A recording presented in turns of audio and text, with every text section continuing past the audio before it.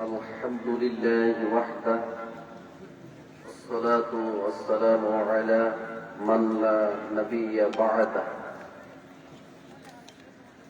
أما بعد، فإن خير الحديث كتاب الله، وخير الهدي هدي محمد صلى الله تعالى عليه وسلم، وشر الأمور محدثاتها، وكل محدثة بدعة، وكل بدعة ضلالة، وكل ضلالة في النار. أما بعد، فأعوذ بالله من الشيطان الرجيم. ولا تقربوا الزنا إنه كان فاحشة وساء سبيلا. عن أبي هريرة رضي الله تعالى عنه قال قال النبي صلى الله عليه وسلم كتب على ابن آدم نصيبه من الزنا مدرك ذلك لا محالة فالعينان زناهما الندر والأذنان زناهما الاستماع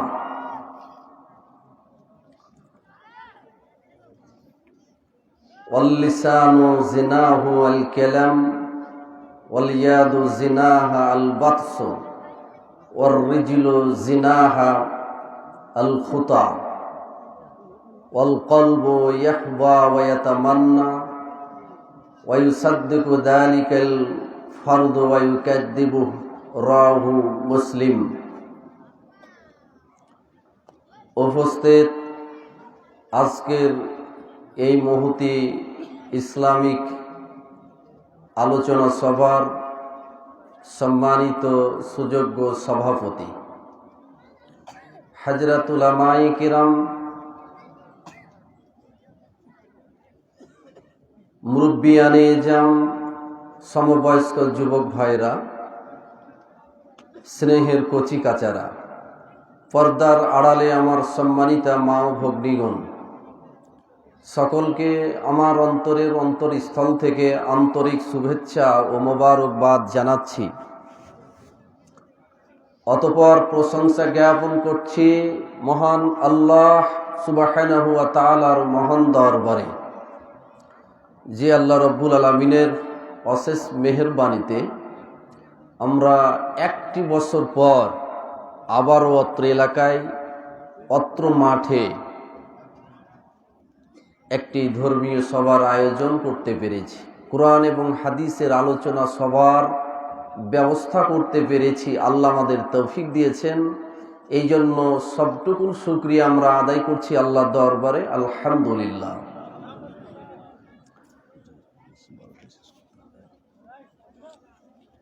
শতকোটি দুরূদ এবং শান্তির ধারা বর্ষিত হোক আমাদের শেষ নবী সৈয়দুল মুরসালিন খাতামুন নবীন নবী মুহাম্মদুর রাসূলুল্লাহ সাল্লাল্লাহু আলাইহি ওয়াসাল্লামের উপর। আল্লাহুম্মা সাল্লি আলাইহি, আল্লাহুম্মা বারিক আলাইহি, আল্লাহুম্মা আমিন।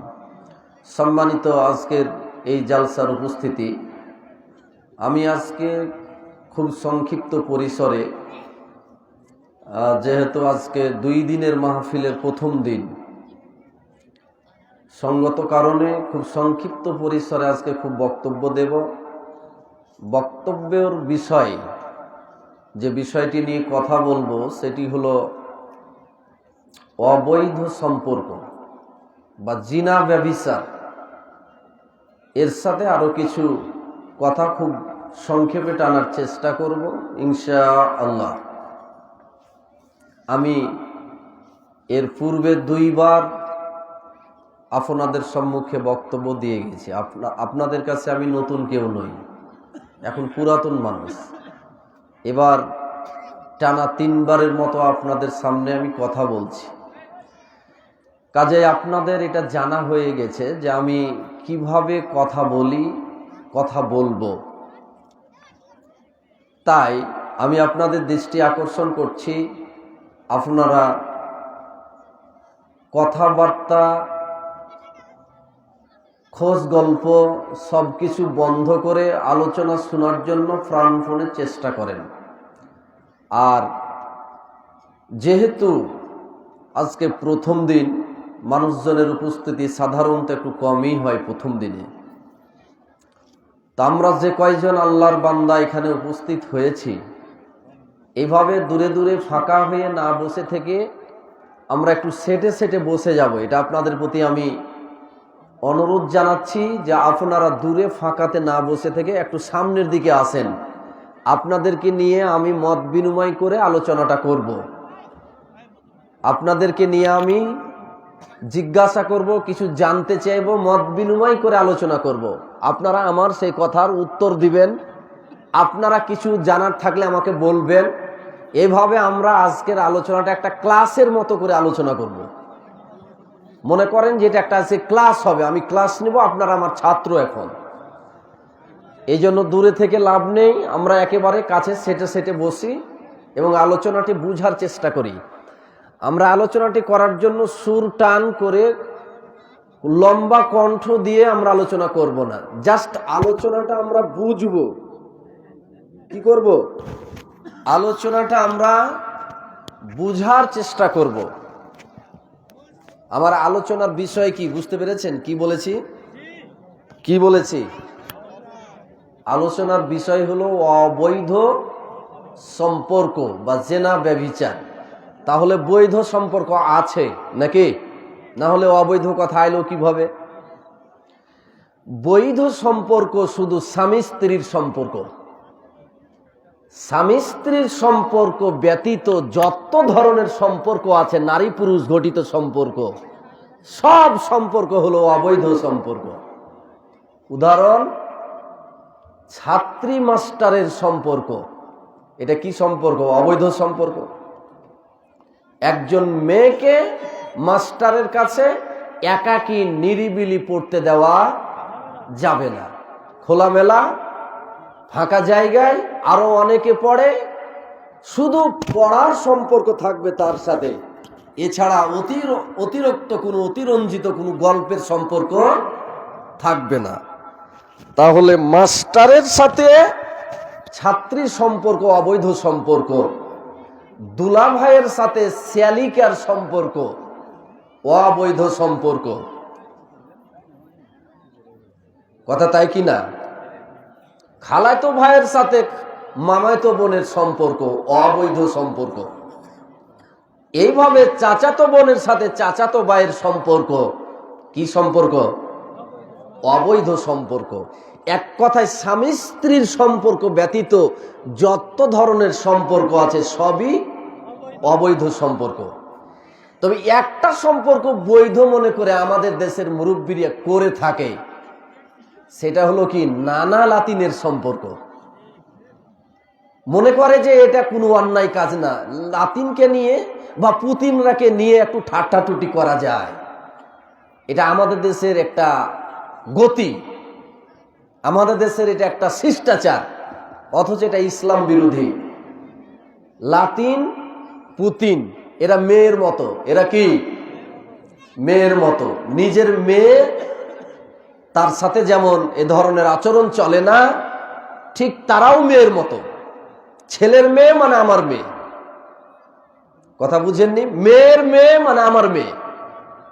কিন্তু মানুষ মনে করে এটা বোনের মতো। তখন নানা দাদারা কি করে? ঠাট্টা টুট্টি করে। এই সম্পর্কটাও হলো অবৈধ সম্পর্ক। এ ধরনের কথা বলা অনুচিত। মহিলা দুই ধরনের, এক যাদেরকে চিরস্থায়ী বিবাহ করা হারাম, বিবাহ তাদের সাথে জায়েজ নাই, যেমন নিজের মা, নিজের বোন, নিজের মেয়ে, নিজের ভাতিজি, নিজের ভাগ্নি, এসব মেয়েকে বিবাহ করা চিরস্থায়ী হারাম না?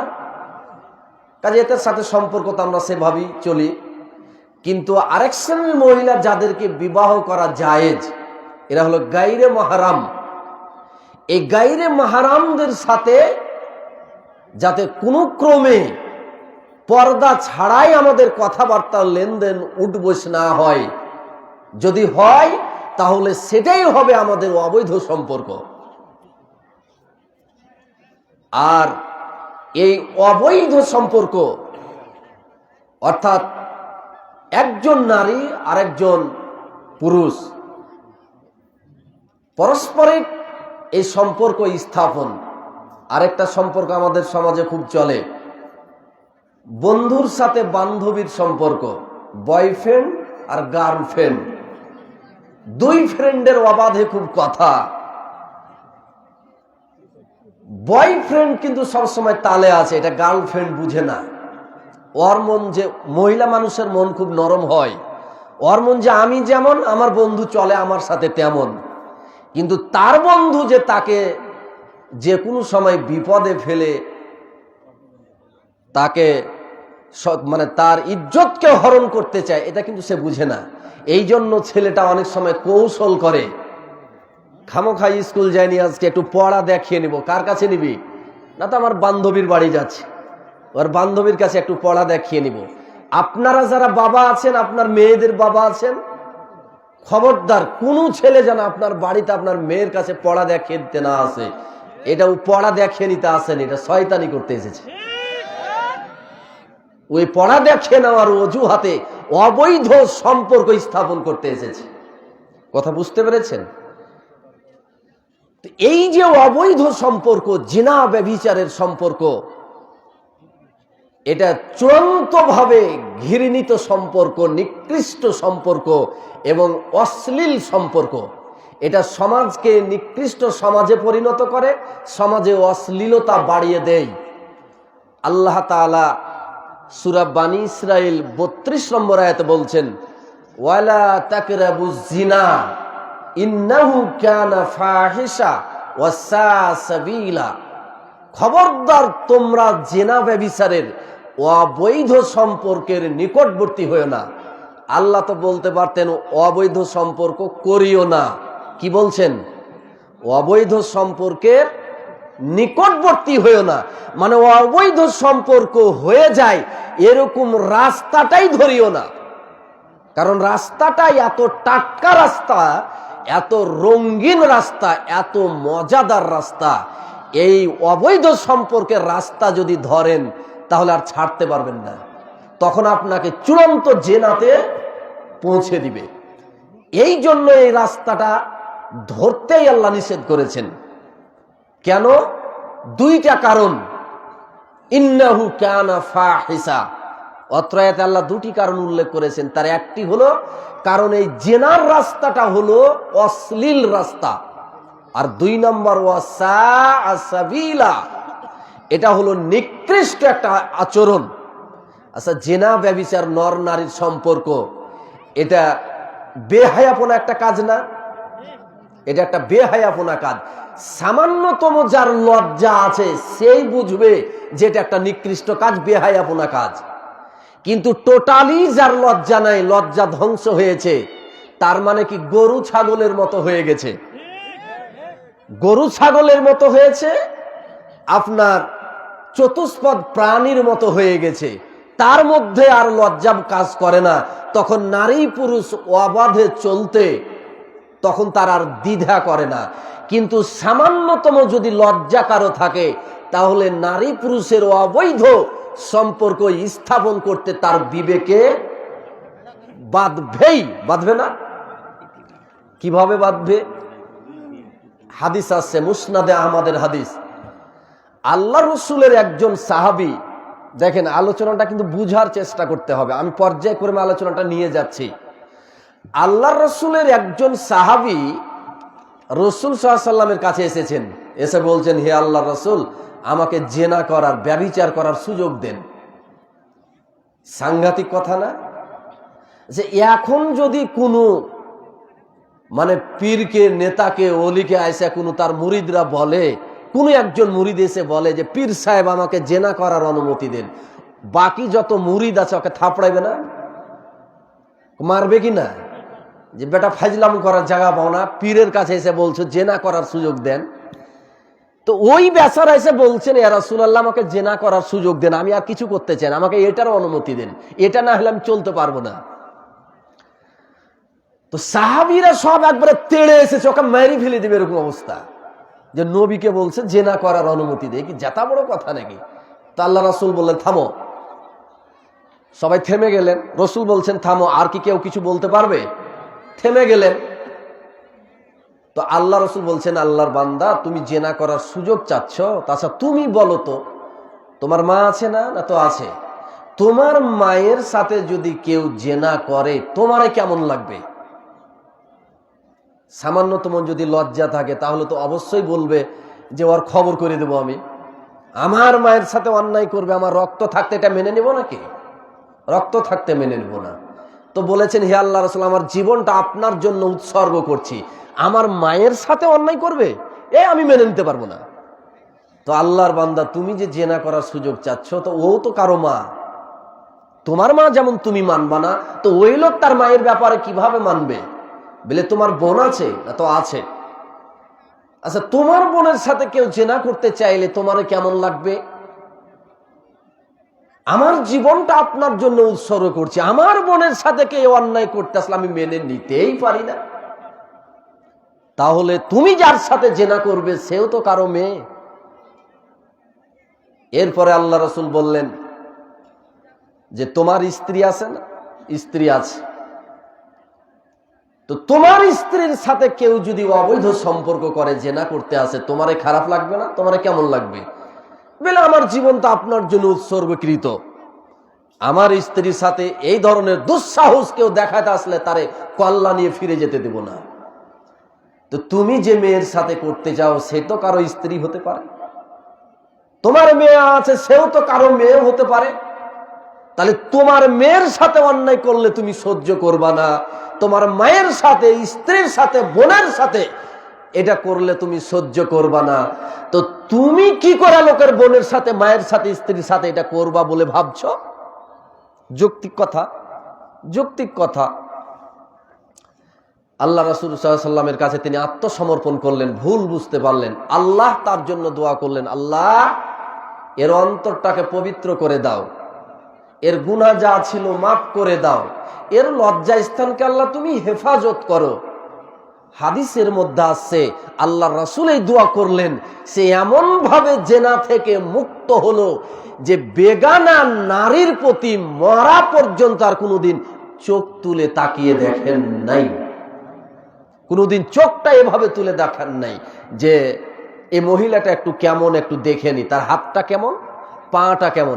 আচ্ছা ইচ্ছা করে কোনো নারীর যদি হাত দেখেন গুনাহ হবে না? যদি পা দেখেন ইচ্ছা করে গুনাহ হবে না? এটা শয়তানের দৃষ্টি, শয়তান বলবে পাটা দেখ, হাতটা দেখ, মুখটা দেখ, এটা শয়তান বলবে। তখন এই টাটকা সুযোগ শয়তানের খপ্পরে পড়ে নিজেকে নিয়ন্ত্রণ করতে না পেরে আমরা তখন সেটা দেখতে যে পাপী হয়ে যাই।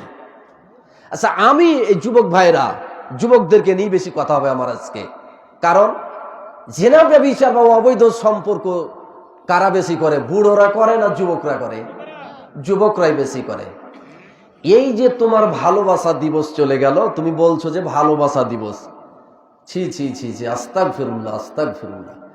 আচ্ছা আমাদের ইসলামে কি ভালোবাসার অভাব আছে? এই ভালোবাসা দিবস কারা আবিষ্কার করেছে? রোমানরা আবিষ্কার করেছে। কেন এটা কি জানো? আবিষ্কার করার কারণ হলো তাদের মধ্যে কোনো ভালোবাসা নাই। কারণ একটা সন্তানের বাপ তো হাজারটা, কোনটা বাপ নিজেও ছেলেটা জানে না, মেয়েটা জানে যে আমার বাপ কোনটা। বাপ থাকে লন্ডনে, মা থাকে ওয়াশিংটনে, মেয়ে থাকে পিয়ংইয়ংয়ে, আর ছেলে থাকে টোকিওতে। কার সাথে কারো দেখা নাই, এক একজন এক এক জায়গায় বসবাস করে, চিনে না যে এটা আমার ছেলে, চিনে না যে এটা আমার বাবা, চিনে না যে এটা আমার মেয়ে। এক জায়গায় যদি ভাগ্যিস এক জায়গায় হয়ে যায়, তো তারা একজন আরেকজনকে চিনতে পারবে না যদি না পরিচয় ঠিকভাবে উত্তরণ করা হয়। তো এদের জীবনে কোনো ভালোবাসা নাই, তাই এরা ফুন্দি ফিকির করে আবিষ্কার করেছে যে বৎসরে অন্তত একটা দিন হলেও যদি একটু ভালোবাসা আমরা দেখাইতে পারি, তাই এরা আবিষ্কার করেছে ভালোবাসা দিবস।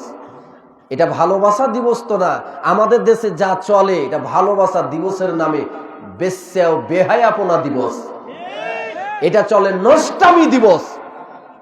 ওই রোমানদের খ্রিস্টানদের খপ্পরে পড়ে আজকে মুসলমান তুমি যুবক ভালোবাসা দিবসের নামে যে আচরণগুলি করো, এই যে কিসের ফুল কিনে বাজারে হাইরে লম্বা লাইন ফুল কেনার জন্য, এই ফুল কিনে তুমি কাকে দিবা?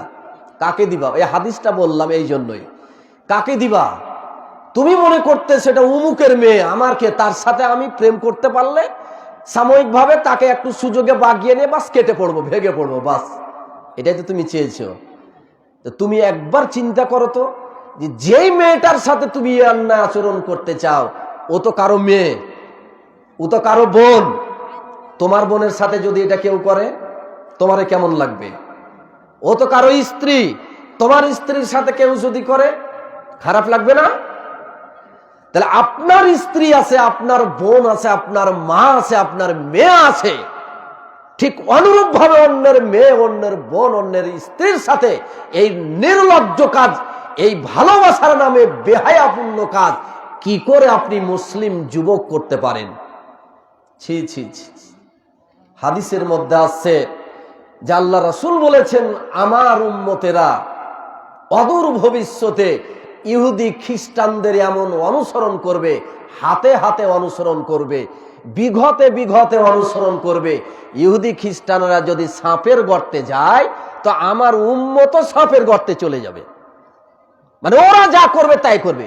ওই যে পহিলা নববর্ষ, আপনার 31st নাইট দিবস, ইংরেজি দিবস, তারপরে ছবি মূর্তি ভাস্কর্য নির্মাণ, হাজারো ধরনের কাজ আছে যেগুলি বেঈদিনদের কাজ, মুশরিকদের কাজ, ইহুদি খ্রিস্টানদের কাজ, আজ মুসলমান নির্দ্বিধায় করছে।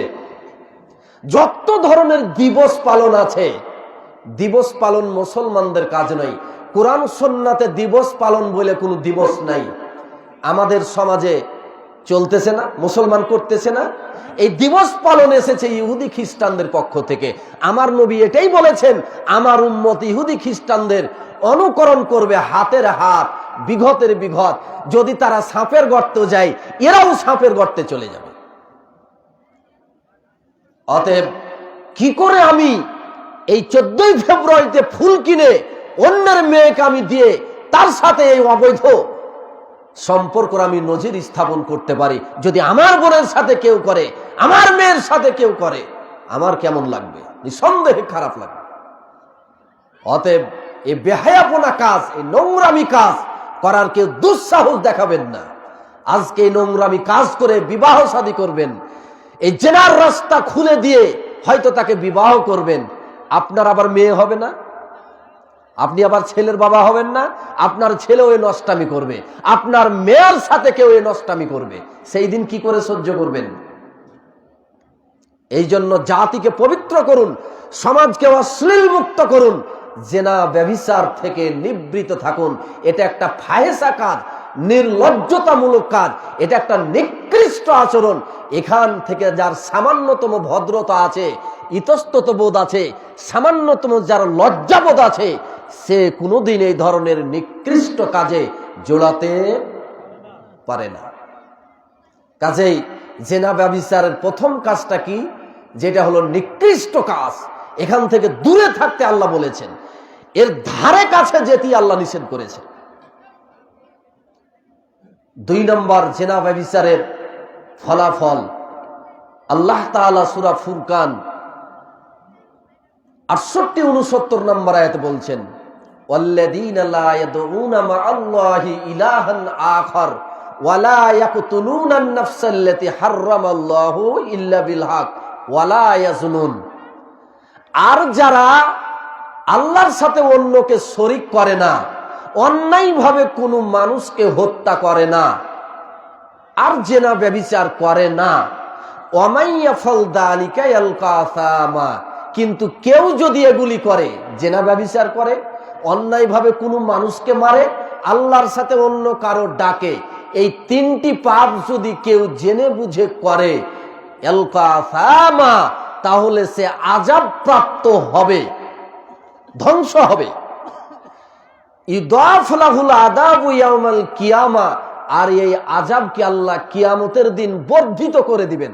যারা জেনা ব্যভিচারের সাথে জড়িত আর এইভাবেই মারা গেছে, অন্যের সাথে প্রেম প্রীতি করতে করতে মারা গেছে, আল্লাহ না করুন, আল্লাহ যেন আমাদের রক্ষা করেন, তাহলে সে কঠিন আযাবের মুখোমুখি হবে। আর আল্লাহ বলছেন ওয়া ইয়াখলুদু ফীহি মুহানা, লাঞ্ছিত হয়ে এই জাহান্নামের মধ্যে সে স্থায়ী হয়ে থাকবে। মানে জাহান্নাম তো এমনি লাঞ্ছিতদের জায়গা, পাপীদের জায়গা, কষ্টের জায়গা, তো আল্লাহ বলছেন মুহানা, লাঞ্ছিত হয়ে জাহান্নামে স্থায়ী থাকবে, অপমানিত হয়ে জাহান্নামে স্থায়ী থাকবে। কে? যারা জিনা ব্যভিচার করতে করতে, অবৈধ সম্পর্ক, অবৈধ প্রেম প্রীতি করতে করতে মারা গেছে, তাদের জন্য জাহান্নাম এইভাবে রেডি হয়ে আছে, বরাদ্দ হয়ে আছে। তবে আল্লাহ সুখবর দিয়েছেন, একটু সুখবরটা শুনাই, শোনাবো? আল্লাহ একটু সুখবর দিয়েছেন, পরের আয়াত 70 নম্বর আয়াত, ইল্লা মান তাবা ওয়া আমানা ওয়া আমিলা সালিহান ফাউলাইকা ইউবাদদিলুল্লাহু সাইয়্যাতিহিম হাসানাত ওয়া কানাল্লাহু গফুরুর রহিমা। তবে যারা তওবা করেছে, না আর শিরক করব না, জেনা আর করব না, এই অবৈধ সম্পর্ক আমি আর করব না, আমার লজ্জা আছে, আমার শরম আছে, আমার ইতস্ততা আছে, আমি কেন করব? আমি তো গরু ছাগল নই, আমি তো পশু প্রাণী নই যে আমি করব। জেনা ব্যভিচার করে না, শিরক করে না, অন্যায়ভাবে আর মানুষকে মারতে যায় না, তওবা করে ঘুরে এসেছে, এবার ঈমানকে শুদ্ধ করেছে, এবার সৎ আমল শুরু করেছে, তাহলে কি? ফাউলাইকা ইউবাদদিলুল্লাহু সাইয়্যাতিহিম হাসানাত। তাহলে অতীতে যত ব্যভিচার করে পাপ করেছেন, অতীতে মানুষ মেরে যত পাপ করেছেন, শিরক করে যত পাপ করেছেন, সব পাপগুলিকে আল্লাহ তাআলা নেকি দিয়ে পরিবর্তন করে দিবেন। সুবহানাল্লাহ। তাহলে কোনো ছেলে, কোনো মেয়ে যদি জেনা ব্যভিচারের, অবৈধ প্রেমের রাস্তা থেকে ফিরে আসতে পারে, তাহলে যত কাল এগুলি করেছে, এই সব পাপগুলিকে তওবা করে ফিরে আসার কারণে আল্লাহ নেকি দিয়ে পরিবর্তন করে দিবেন। সুবহানাল্লাহি ওয়া বিহামদিহি। এটা একটা সৌভাগ্যের বিষয় না? এটা একটা সুখবর না? আল্লাহ রাব্বুল আলামিন তার বান্দাদেরকে হতাশ করেন নাই। যেমন শাস্তির কথা বলেছেন, বান্দা যাতে হতাশ হয়ে না যায়, এই জন্য আবার সান্ত্বনার কথা শুনিয়ে দিয়েছেন। না রে বান্দা, শাস্তির কথা শুনে হতাশ হইস না, এই যে পরে আমি তোদেরকে এত বড় সুযোগের কথা বলে দিলাম, মানুষ যাতে হতাশ না হয় এই জন্য এই সুযোগগুলি দিয়ে দিয়েছেন। সুবহানাল্লাহ। আপনার আবু দাউদ কিতাবুল হুদুদ শাস্তির অধ্যায় 4353 নম্বর হাদিসে এসেছে, আয়েশা সিদ্দিকা রাদিয়াল্লাহু তাআলা আনহা হাদিসটার বর্ণনাকারী, তিনি বলছেন, লা ইয়াহিল্লু দামুমরিন মুসলিমিন ইয়াশহাদু আন লা ইলাহা ইল্লাল্লাহ ওয়া আন্না মুহাম্মাদার রাসূলুল্লাহ, যে ইল্লা বিইহদা সালাসিন, 3 শ্রেণীর যে কোনো এক শ্রেণীর কোন মুসলমানের রক্ত হালাল নয়, কোন মুসলমানকে হত্যা করা জায়েজ নাই। যারা কালেমা পড়েছে, ঈমান এনেছে, লা ইলাহা ইল্লাল্লাহ মুহাম্মাদুর রাসূলুল্লাহ যারা বিশ্বাস করে, নিজেকে মুসলমান দাবি করে, ঈমান এনেছে, এরকম মানুষ সে হাজার পাপ করতে পারে, কিন্তু নিজেকে মুসলিম দাবি করার কারণে, লা ইলাহা বলার কারণে, মুসলমানদের সঙ্গে থাকার কারণে তাকে হত্যা করা জায়েজ নাই। কিন্তু 3টি কারণে হত্যা করা যাবে। কয়টি কারণে? একজন মুসলমানকে হত্যা করার বৈধ কারণ, এই বৈধ কারণ হলো 3টি, এর বাইরে যত হত্যা আছে সব অবৈধ। কি শোনার দরকার আছে না যে কি 3টি কারণে মুসলমানকে মারতে পাওয়া যাবে, সেটা আবার বৈধ আর বাকি সব অবৈধ। তো 1, রাজুলুন জানা বাদা ইহসান, বিয়ে করার পর যারা জেনা করে এদেরকে হত্যা করা বৈধ। তার মানে এদের বাঁচার সুযোগ নেই, একে মেরে ফেলতে হবে। বাড়িতে স্ত্রী আছে, বিয়ে করে স্ত্রী আছে বাড়িতে, অথবা মহিলার বাড়িতে স্বামী আছে, যে আর এক পুরুষের সাথে কুটকুট কুটকুট করছে মোবাইল নিয়ে। এই কুটকুট কুটকুট করতে করতে বাড়িয়ে চলেই গেল এক সময়। এখন বেশি ঘটতেছে, স্বামী চলে গেছে বিদেশে, নতুন বিয়ে করে রেখে বিদেশ চলে গেছে, কেউ নাই, মন ভালো লাগে না। এই কুটকুট করতে করতে এক সময়তে অন্য পুরুষের সাথে প্রেম মজে গেছে। দেখি আর একদিন চলে যায়, আমরা চলে যাই, বাড়িতে থাকতে হবে, বেরিয়ে চলে গেছে। কি এরকম ঘটনা ঘটছে না? ঘটছে। অনুরূপ কারো যদি স্ত্রী থাকে আর স্ত্রী থাকার পরেও আরেকজন মহিলার সাথে প্রেম করে বেরিয়ে পড়ে যায়, সেটা বিবাহর আকারে না, এই অবৈধ সম্পর্কের মাধ্যমে, তাহলে তাকে কি করতে হবে? হত্যা করতে হবে। এই এক প্রকারের বৈধ হত্যা। 2 নাম্বার হলো, কেউ যদি কাউকে হত্যা করে তাহলে তাকেও হত্যা করতে হবে, মানে হত্যার বিনিময়ে হত্যা। এলে 2। 3 নাম্বার হলো, কেউ যদি আল্লাহ আর আল্লাহ রাসূলের বিরুদ্ধে যুদ্ধ করে, মানে বিরুদ্ধচারণ করে। অন্য বর্ণনায় এসেছে মুসলমানদের জামাত থেকে বেরিয়েও কাফেরদের জামাতে যোগ দেয়। অন্য বর্ণনায় এভাবে আছে, কেউ যদি তার ইসলাম ধর্ম ত্যাগ করে অন্য ধর্ম গ্রহণ করে। আপনি মুসলমানের সন্তান, মুসলমানের ঘরে জন্ম নিয়েছেন, নিয়ে আপনি বুঝে শুনে ঘোষণা দিচ্ছেন বড় হয়ে, মুসলমানের ধর্ম আমি মানি না, এই যে আমি হিন্দু হয়ে গেলাম, তাহলে আপনার শাস্তি মৃত্যুদণ্ড। সরকারিভাবে, রাষ্ট্রীয়ভাবে এখন আপনাকে হত্যা করা ফরজ, আপনাকে হত্যা করা ফরজ, বৈধ। এই 3 শ্রেণীর ব্যক্তিকে হত্যা করা বৈধ।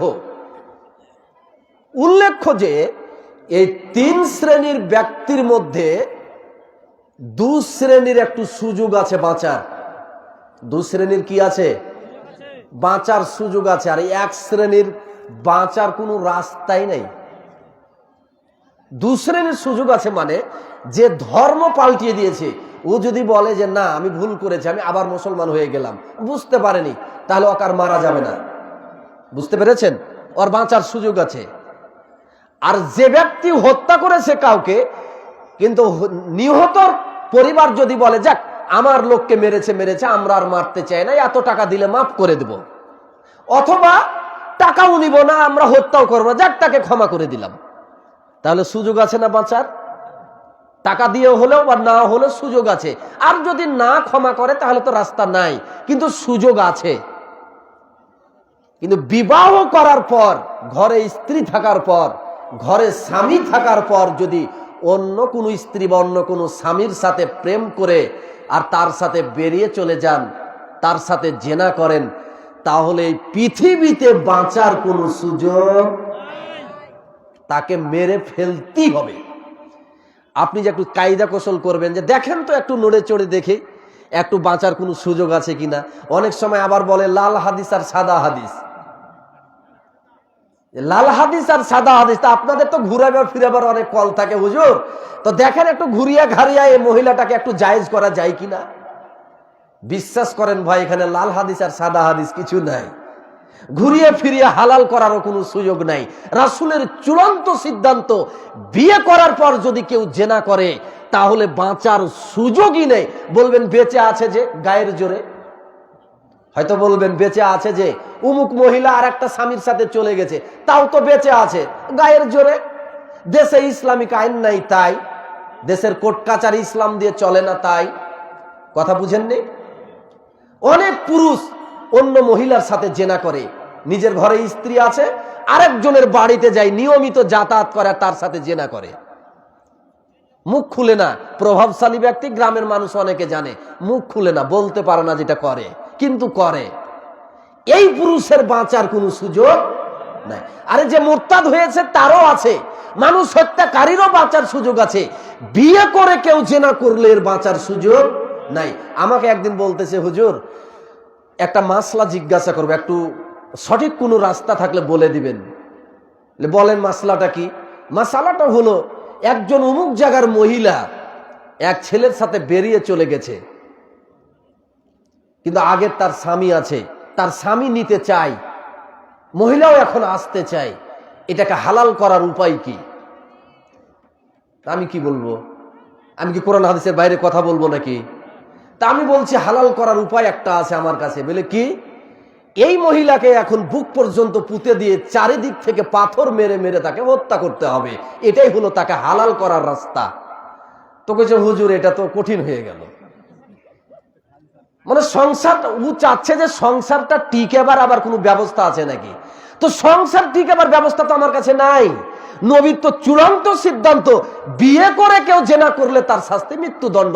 তা আমি কি করে এখন হালাল করবো? আর তার সম্পর্কটা জোড়া লাগাবো কিভাবে? কোনো সুযোগ নাই। অতএব হে যুবকরা, বিবাহিত পুরুষরা, হে নারীরা, সাবধান। বিয়ে করার পর যদি এই ঘটনা ঘটে যায়, তোমার পৃথিবীতে বাঁচার সুযোগ নাই।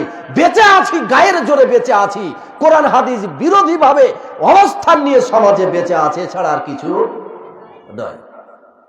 বলতেছিলাম জেনা ব্যভিচার কি সাংঘাতিক পাপ, যে এটা করে ফেললে বিয়ে করার পর বাঁচার আর সুযোগ থাকে না।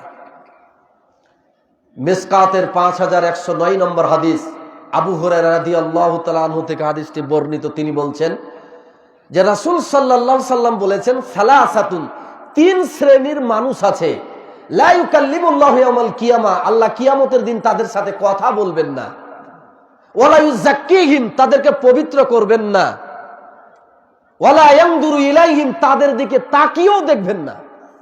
এভাবে যে রহমতের দৃষ্টিতে একটু আল্লাহ তাকাবেন, এই তিন শ্রেণীর লোকের দিকে আল্লাহ তাকাবেন না।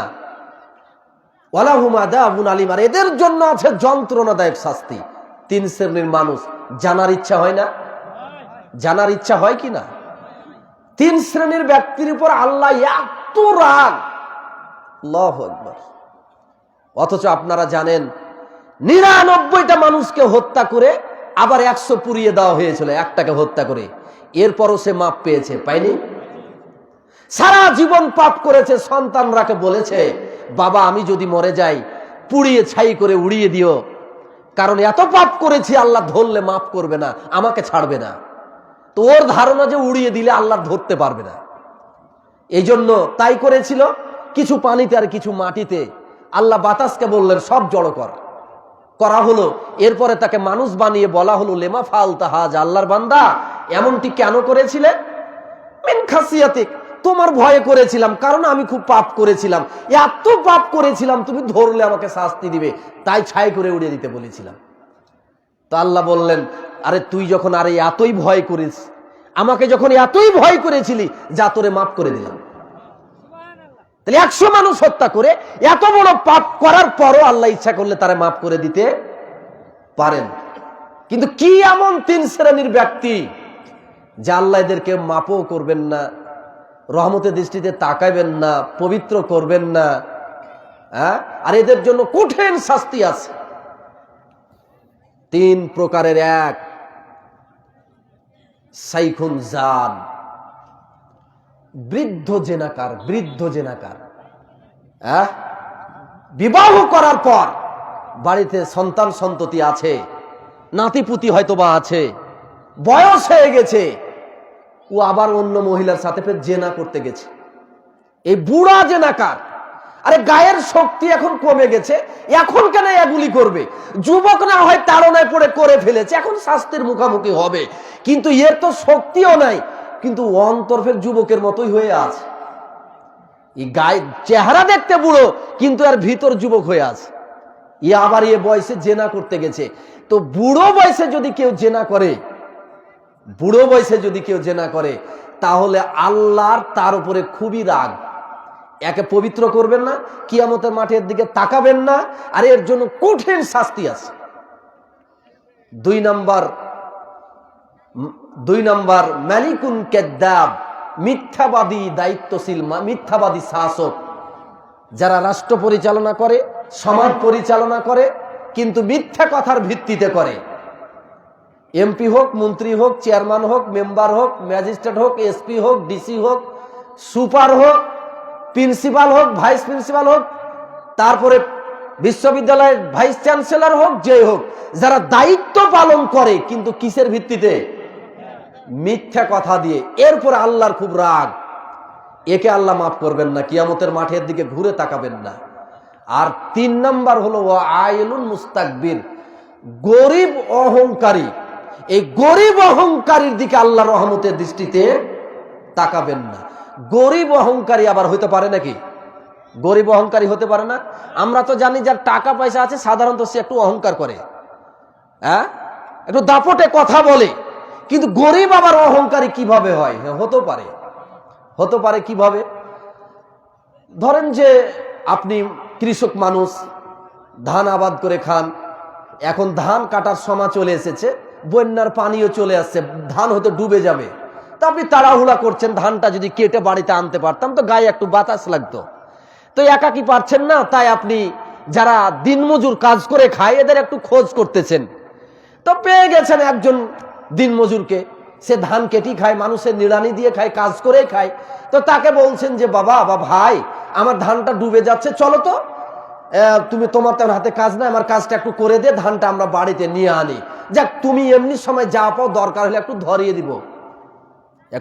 দিব। তো কি বলছে জানেন? বলছে আমি পারবো না, ওইগুলি করার আমার এখন টাইম আছে নাকি? এটাই হলো গরিব অহংকারী। এই বেটা তো পাইট খেটাই খাই, তুই পারবে না কেন? এ তো পাইট খেটাই খাই, তুই পারবে না কেন? রিক্সাওয়ালা, ভ্যানওয়ালা, টেম্পুওয়ালা মানুষকে বহন করি তো খায়, যাত্রী বেয়ে খায় না? হয়তো রাত 12টায় 1টার দিকে আপনার দরকার পড়ে গেছে, ভাই অটোটা একটু নিয়ে চলেন তো, আমার বাড়িতে সমস্যা, একটু ক্লিনিক নিয়ে চলেন। তো ও অহংকার দেখাচ্ছে, না আমি এই সময় দেখলে বাড়িতে পারি না, বললে হবে নাকি আমি যেতে পারবো না? আচ্ছা, তুমি তো মানুষকে বহন করি খাও, তো কেন যেতে পারবে না? এই কষ্টটুকু যদি শেয়ার না করতে পারো তুমি সেই লোকটা, তাহলে আল্লাহ তোমার উপর দয়া করবে কেমন করে? তোমার ভাগ্যের পরিবর্তন হবে কেমন করে? তো সে সহযোগিতা না করে অহংকার করতেছে, এটাই হলো গরিব অহংকারী। তো গরিব হওয়ার পর যারা অহংকারী হয় তাদের উপর আল্লাহর খুব রাগ। তো যাক, বলতেছিলাম জেনার আলোচনায়, অবৈধের আলোচনায়, যে বুড়ো বয়সে যদি কেউ জেনা করে তার উপর আল্লাহর ভীষণ ভীষণ ভীষণ রাগ। তার দিকে আল্লাহ তাকাবেন না, পবিত্র করবেন না, তার জন্য আছে কঠিন শাস্তি। অতএব ছোট বয়সে হোক আর বুড়ো বয়সে হোক, জেনা ব্যভিচার নিহায়ত নির্লজ্জ একটি কাজ। এখান থেকে সবাইকে বেরিয়ে আসতে হবে। আল্লাহর গজব থেকে, শাস্তি থেকে রক্ষা পেতে হলে এবং সামাজিক সৌন্দর্য, ভারসাম্যতা, স্থিতিশীলতা ফিরিয়ে আনতে হলে এই কাজ থেকে সবাইকে বেরিয়ে আসতে হবে। জিনা ব্যভিচারের শাস্তির মানে বাস্তব নিদর্শন আল্লাহ রাসূল সাল্লাল্লাহু আলাইহি ওয়াসাল্লাম যখন আপনার স্বপ্নের মাধ্যমে তিনি দেখেছেন। সেটা কিভাবে? আমি একটু লম্বা হাদিসের অনুবাদ করব, একটু কান খাড়া করে শুনবেন, হাদিসটা একটু লম্বা হবে। এই জিনা ব্যভিচারের শাস্তিটা বোঝানোর জন্য হাদিসটা নিয়ে আনতেছি। সহিহ বুখারী কিতাবুল জানাইজ আপনার 1386 নম্বর হাদিস। এখানে সামুরা ইবনে জুনদুব রাদিয়াল্লাহু তাআলা আনহু, আল্লাহর রাসূল সাহাবী, তিনি হাদিসটা বর্ণনা করেছেন। আমি শুধু বাংলাটা বলছি, একটু লম্বা হওয়ার কারণে, আরবিটা বললে অনেক সময় লাগবে। সেটা কিভাবে? তিনি বলছেন যে প্রত্যেক দিন ফজর সালাত পড়ে আল্লাহর নবী আমাদের দিকে মুখ করে বসে বলতেন যে, হে সাহাবীরা, তোমরা কি কোনো স্বপ্ন দেখেছো? যদি আমরা বলতাম যে দেখেছি, তাহলে তিনি এটার ব্যাখ্যা করে দিতেন। আর যদি বলতাম যে দেখিনি, তাহলে তো দেখিনি। তিনি যদি স্বপ্ন দেখতেন তাহলে বলতেন। তা আমাদেরকে বললেন, তোমরা কি স্বপ্ন দেখেছো? আমরা সবাই বললাম, না, আজকে রাত্রে আমরা কোনো স্বপ্ন দেখিনি। তো নবী বলতেছেন যে আমি আজকে একটা স্বপ্ন দেখেছি, তাহলে তোমরা স্বপ্নটা শুনো, আমি বলতেছি। রাসূল এবার স্বপ্নটার বর্ণনা শুরু করলেন। কি? যে 2 জন ব্যক্তি আমার কাছে আসলো, এসে আমার 2 বাহু ধরে পবিত্র ভূমি বাইতুল মুকাদ্দাসের দিকে নিয়ে চলে গেল। সেখানে গিয়েই এমন এক জায়গায় নিয়ে গেল যে দেখতে পাচ্ছি যে এক ব্যক্তি বসে আছে, এভাবে বসে আছে, আর আরেক ব্যক্তি তার সামনে একটা লোহার আকুড়া নিয়ে দাঁড়িয়ে আছে।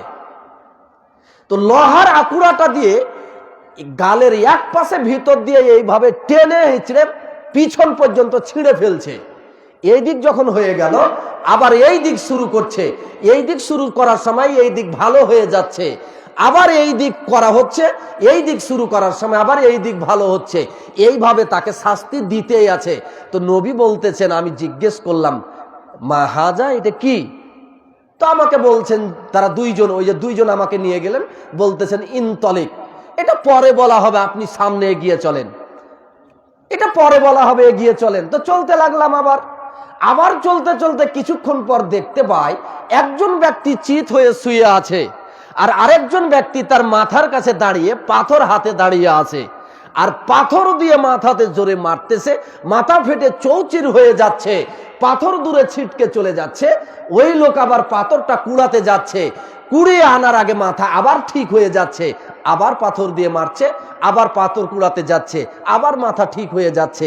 এইভাবে মাথা ফেটে চৌচির করে তাকে শাস্তি দেওয়া হচ্ছে। তা আমি মোহাম্মদ বললাম তাদের দুইজনকে যে এটা কি? তো ওনারা বলছেন ইনতলিক, আপনি চলতে থাকেন, পরে বলা হবে। আবার চলতে লাগলাম। চলতে চলতে চলতে হঠাৎ করে দেখি একটা বড় গর্ত। গর্তটার ভিতর দিক বিশাল প্রশস্ত, ওপর দিক সরু। গর্তটার উপর দিক সরু, ভিতর দিক প্রশস্ত। গর্তটা দেখে তাকাতেই দেখতে পাই অসংখ্য যুবক যুবতী উলঙ্গ হয়ে পড়ে আছে। অসংখ্য যুবক আর যুবতী কি হয়ে আছে? উলঙ্গ হয়ে পড়ে আছে গর্তের মধ্যে। গর্তটাতে আগুন দাউ দাউ করে জ্বলছে। যখন জোরে জ্বলছে আগুনটা, তখন ওই লাশগুলি, ওই যে উলঙ্গ নারী পুরুষগুলি মানে মুখের সামনে চলে আসছে, মনে হচ্ছে যেন বেরিয়ে যাবে। কিন্তু আগুন যখন কমে যাচ্ছে আবার নিচে চলে যাচ্ছে। আমি বললাম এটা কি? বলে আপনি সামনে চলতে থাকেন। এবার চলতে থাকলাম। যেতে যেতে দেখি একটা রক্তের নদী। কিসের নদী? রক্তের নদী হয়। দুনিয়াতে রক্তের নদী হয় না, কিন্তু আল্লাহ রসুলকে স্বপ্নে দেখানো হয়েছে। এটা শাস্ত্রের বিবরণ বোঝানোর জন্য। রক্তের নদী দেখতে পেলাম। তো নদীটার মধ্যখানে একজন লোক দাঁড়িয়ে আছে, আর নদীটির কিনারায় আরেকজন ব্যক্তি একটা পাথর নিয়ে দাঁড়িয়ে আছে। ওই লোকটি নদীর কিনারায় আসতে চেষ্টা করছে। কে? যে নদীর মাঝখানে আছে, কিন্তু পাথর নিয়ে দাঁড়িয়ে মুখ বরাবর পাথর চালিয়ে লোকটাকে আবার ফিরিয়ে দেওয়া হচ্ছে। অর্থাৎ লোকটি বাধ্য হয়ে নদীর মাঝখানে আবার চলে যাচ্ছে, আবার আসার চেষ্টা করছে, আবার পাথর মারা হচ্ছে, আবার তাকে ফিরিয়ে দেওয়া হচ্ছে, নদীর মাঝখানে চলে যাচ্ছে, কিনারায় আসতেই পারে না। তো নবী বললেন এটা কি? বলে সামনে চলুন। চলতে লাগলাম। চলতে চলতে একটা সবুজ শস্য শ্যামল সুন্দর বাগানে গিয়ে আমরা পৌঁছে গেলাম। সেখানে গিয়ে দেখি গাছটার গোড়াতে একটা বৃদ্ধ মানুষ বসে আছে, আর তার চারপাশে কিশোর কিশোরীরা, বালক বালিকারা খেলা করতেছে। ঠিক এ সময়তে দেখতে পাচ্ছি যে পাশে একজন ব্যক্তি আগুন জ্বালাচ্ছে। এবার ওই গাছটার উপর দুইজন ব্যক্তিকে আমি উঠে গেলাম। উঠেই একটা বাড়িতে ঢুকলাম। কি সুন্দর, মানে চকচকে ধপধপে সুন্দর একটা বাড়ি। ওই বাড়িতে অনেক নারী পুরুষ, ছেলে মেয়ে, বৃদ্ধ, যুবক যুবতী কি করতেছে? আনন্দ ফুর্তি সহকারে ওখানে বাস করতেছে। এরপরে সেখান থেকে চলে আসলাম, গাছের ওপরে আরো উঠতে থাকলাম। উঠে আরেকটা বাড়িতে আমাকে নিয়ে গেল ওই দুইজন। দেখি এই বাড়িটা আগের বাড়ির চেয়ে আরো সুন্দর, আগের বাড়ির চেয়ে আরো সুন্দর। আমি আরো আশ্চর্য হয়ে গেলাম। এখানে দেখি কিছু সংখ্যক গণ্যমান্য ব্যক্তিবর্গ। তা আমি বললাম এটা কি? তিনি বললেন ঠিক আছে, আপনাকে এবার সব ঘটনা খুলে বলা হবে যে আপনি যা কিছু দেখেছেন। এবার প্রথম থেকে বলা হবে। ওই যে আপনাকে নিয়ে ঘুরতে ঘুরতে আমরা দেখলাম, প্রথমেই এক ব্যক্তি বসে আছে, লোহার আকুড়া নিয়ে তার গালফা মাথার পিছন পর্যন্ত টেনে ছিঁড়ে ফেলা হচ্ছে। এই ব্যক্তিটি ছিল দুনিয়াতে মিথ্যুক। সে শুধু মিথ্যা কথা বলতো। যারা মিথ্যা কথা বলে সমাজে চলেন, কিয়ামত পর্যন্ত তাদের শাস্তি মরার পর এভাবে হবে, ওই লোহার আকুড়া দিয়ে ছিঁড়ে ফেলা হবে। যেহেতু লোকটি মিথ্যুক ছিল, তাই তাকে এ শাস্তি দেওয়া হচ্ছে। আর এ শাস্তি যতদিন না কিয়ামত হবে ততদিন এ শাস্তি চলতে থাকবে। কিয়ামতের পর কিয়ামতের মাঠের শাস্তি হবে, এরপরে হিসাবের শাস্তি, পুলসিরাত পার হওয়ার শাস্তি, সবশেষে পুলসিরাত ভেঙে জাহান্নামের মধ্যে পড়ে যাবে। এটাই হবে তার ফায়সালা। কথা বুঝলেন? আচ্ছা ঠিক আছে, তারপরের অবস্থা ওই যে আপনি দেখলেন এক ব্যক্তি শুয়ে আছে, আরেক ব্যক্তি পাথর দিয়ে মাথায় মারতেছে। যে শুয়ে আছে তার মাথায় পাথর মেরে মাথা ভেঙ্গে চৌচির করে দেওয়া হচ্ছে। এই শুয়ে থাকা ব্যক্তিটি হলো আলেম, কোরআনের হাফেজ, কিন্তু কোরআন রাতে পড়তো না, রাতে কোরআন পড়তো না, আর দিনের বেলা দাওয়াতি কাজ করতো না, মানুষকে হেদায়েতের কথা শোনাতো না, মন মতো নিজে চলতো। কোরআন জানতো, হাদিস জানতো, কিন্তু গবেষণা করতো না, মানুষকে হেদায়েতের কথা বলতো না। এই কারণে তার মাথা ফেটে চৌচির করে দেওয়া হচ্ছে। আর 3 নম্বরে ওই যে আপনি দেখলেন অনেক যুবক যুবতীর লাশ ওই গর্তের মধ্যে পড়ে আছে, আগুন দাউ দাউ করে জ্বলতেছে। এই নারী পুরুষগুলি, এই যুবক যুবতীগুলো হলো জেনাকার। এরা দুনিয়াতে জেনা করত, অবৈধ সম্পর্ক করত। কি করত? অবৈধ সম্পর্ক করত। এদের বাবারা মায়েরা এদেরকে কন্ট্রোল করতে পারে নাই। এরা স্কুলে গিয়ে অবৈধ সম্পর্ক করত, কলেজে গিয়ে করত, মাদ্রাসায় গিয়ে করত, চিড়িয়াখানায় গিয়ে করত, বিশ্ববিদ্যালয়ে গিয়ে করত। এরা অবৈধ সম্পর্ক যত্রতত্র স্থাপন করেছিল। এই অবৈধ সম্পর্ক করার কারণে, এই জেনা ব্যভিচার করার কারণে এইভাবে আগুনের গর্তে উলঙ্গ করে তাদেরকে ফেলে দিয়ে আগুনে পুড়িয়ে শাস্তি দেওয়া হচ্ছে। আর এই শাস্তি চলতে থাকবে কিয়ামত পর্যন্ত। নাউযু বিল্লাহি মিন যালিক। এরপরের দৃশ্য যে রক্তের নদীতে দেখলেন, এক ব্যক্তি হাবুডুবু খাচ্ছে, কিনারায় যেতে চায়, বাধা দেওয়া হচ্ছে, পাথর মেরে তাড়িয়ে দেওয়া হচ্ছে। ইনি হলেন ওই ব্যক্তি দুনিয়াতে সুদি লেনদেন করত, সুদের ব্যবসা করত। কি করত? কি করত? সুদের ব্যবসা করত। সুদি লেনদেন করার কারণে রক্তের নদীর মাঝখানে তাকে ফেলে দিয়ে হাবুডুবু করে তাকে শাস্তি দেওয়া হচ্ছে।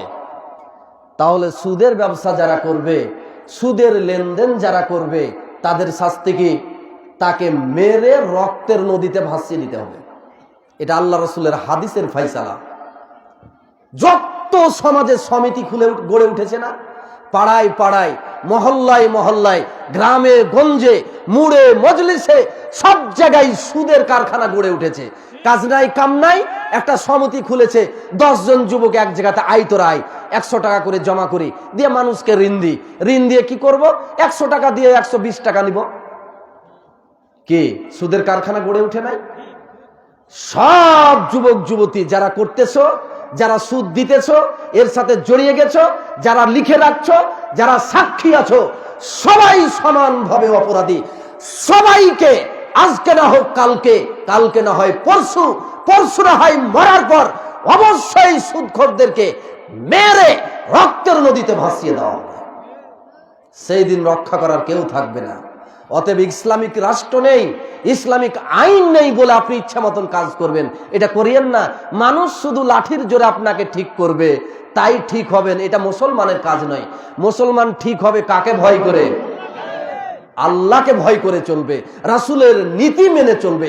এরা কারো লাঠিকে পরোয়া করে চলবে না। আমার আল্লাহ এবং আল্লাহ রাসূলের আদেশ নিষেধ দিয়ে আমাকে বাধা আছে। আল্লাহ এবং আল্লাহ রাসূলের আদেশ নিষেধ দিয়ে আমাকে সুতা দিয়ে জোড়া আছে। আমি কেন কারো লাঠির ভয়ে করব, অথবা কেন কারো লাঠির ভয়ে করব না? এটা তো মুসলমান হতে পারে না। আমি আল্লাহর ভয়ে ছাড়বো, আল্লাহর ভয়ে করব। এটাই তো হলো মুসলমানের নীতি। সুদ একটি জঘন্য পাপ। কি পাপ? এই সুদের পাপের শাস্তির কথা, এর ফলাফলের কথা যত নিকৃষ্ট ভাষায় আমার নবী বলেছেন, অন্য কোনো পাপের কথা এত নিকৃষ্ট ভাষায় বলেন নাই।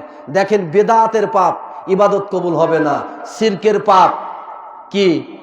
অতীতের নেকি সব নষ্ট হয়ে যাবে। কিন্তু দুনিয়াবি এভাবে কোনো শাস্তি উল্লেখ করা হয়নি নিকৃষ্ট ভাষায়, যেটা সুদের করা হয়েছে। সুদের শাস্তি কি? দিরহামু রিবান ইয়াকুলুর রাজুলু ওয়া হুয়া ইয়ালামু আসাদ্দু মিন সিত্তাতি ওয়া সালাসিনা জিনিয়া।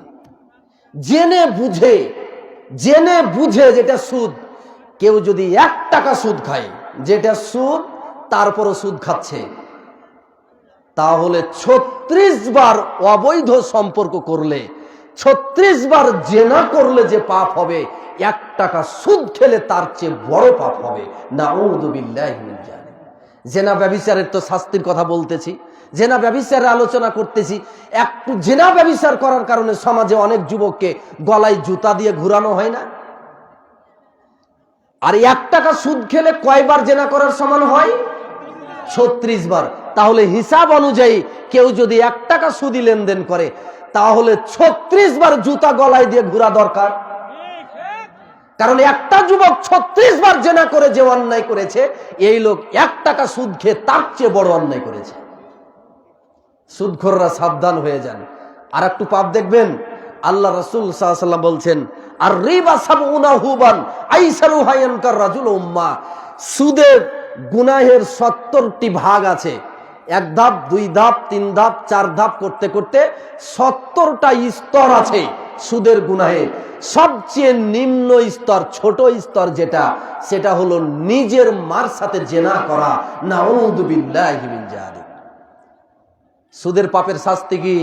নিজের মার সাথে জেনা করা। কত নিকৃষ্ট ভাষা আল্লাহ নবী বলছেন দেখছেন? এই কথাটা কেউ মুখে আনতে পারবে? ছি ছি ছি। অথচ আল্লাহ রাসূল সুদের কুফলতা, মানুষকে সুদ থেকে মুক্ত থাকার জন্য এই ভাষাটা বলেছেন। কিভাবে আপনি লজ্জা শরম নাই, হায়া নাই, ইতস্তত বোধ হয় না? কোন শরমে, কোন হায়ায় আপনি সুদের ব্যবসা করেন, সুদি লেনদেন করেন? যে সুদের পাপের ফলাফল নিজের মার সাথে জেনা করার সমতুল্য, এটা কিভাবে করতে পারেন? হাই হাই, এই সুদের লাইসেন্স এই যত্রতত্র, যেখান থেকেই সুদ, সব জায়গা থেকে সুদের বহর, সুদের ব্যবসা, সুদি লেনদেন। একটু কি এরা পরখ করে না যে এটা করা মানে আমার মায়ের সাথে অবৈধ সম্পর্ক করা? আল্লাহ, তুই আমার দেশ, জাতি, সমাজ, আমার যুব সমাজ সবাইকে আল্লাহ সুদের ভয়াবহ পাপ থেকে তুমি আমাদেরকে রক্ষা করো, আল্লাহুম্মা আমিন।